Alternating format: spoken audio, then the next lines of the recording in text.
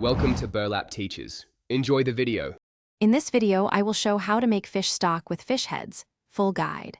Start by rinsing fish heads and trimming gills, then place them in a large pot with cold water to extract flavor gradually.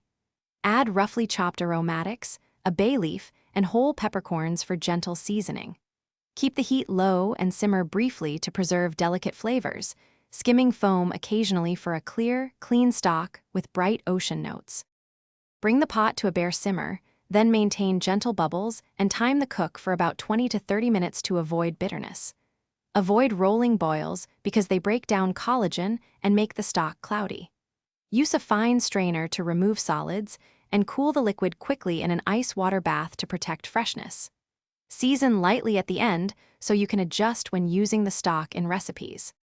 Pour the hot stock through a fine mesh strainer lined with cheesecloth for optimal clarity, pressing gently to extract liquid without clouding. Rapidly chill the stock in an ice bath until lukewarm, then divide into portions for easy use and freeze, flat in bags, or use airtight containers in the fridge.